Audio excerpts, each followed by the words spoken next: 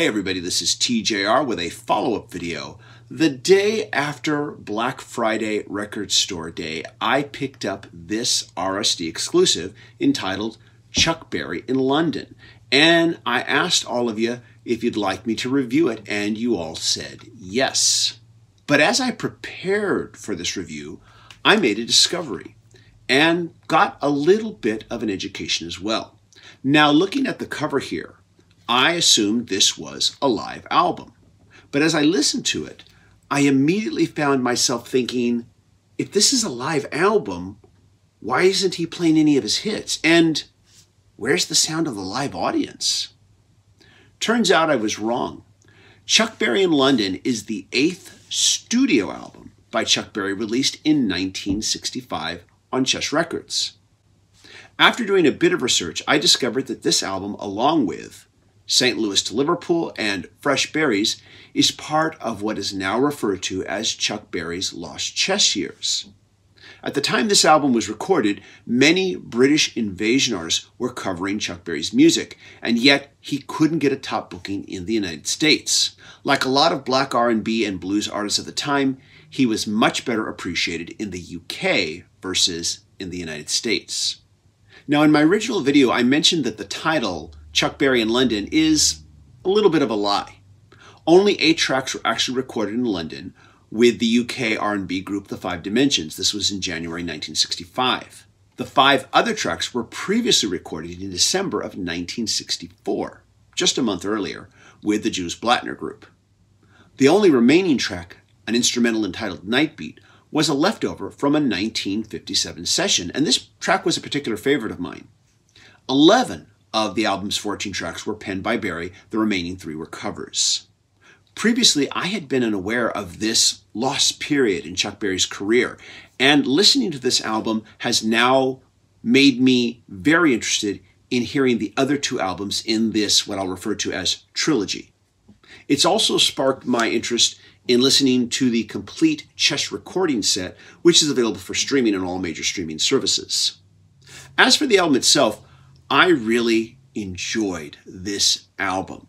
Since I had never heard these particular songs before, it was, for me, like discovering an album of unreleased recordings. There is a strong blues emphasis on this album, with occasional hints of jazz, and while there are moments where he falls back into what I would describe as Chuck Berry formula, I think he's allowed to, you can definitely hear the growth in his songwriting when you listen to this album from the mid-60s. And while this is not a quote-unquote live album as I originally thought, these studio recordings do feel as if they were recorded mostly live and on the spot with minimal overdubs, if any at all. For this reason, you can feel the energy between Berry and both of the house bands in the US and the UK sessions. If you close your eyes, it's not hard to listen to this album and feel like you're in a small club somewhere in London listening to Chuck Berry deliver a great set of songs that you probably have never heard before. As for this particular pressing, I was very impressed with the audio quality of this vinyl release. And my digitization of it onto CD sounded equally well when I played it on my car CD stereo.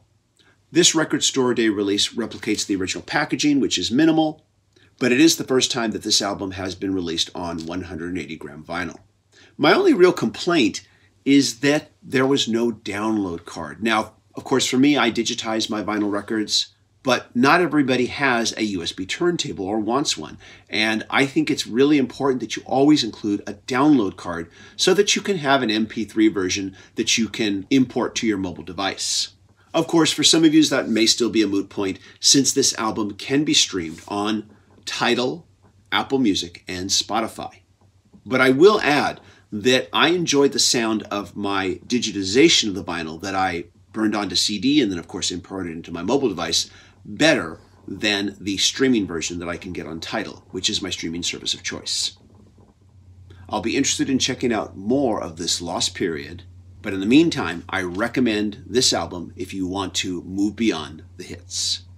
Everybody, thank you so much for watching. As always, if you like what I do, be sure to click like, click subscribe, and smash the bell notifications icon so you can know when I release new videos. If you'd like to help me make more videos, please consider becoming a patron supporter.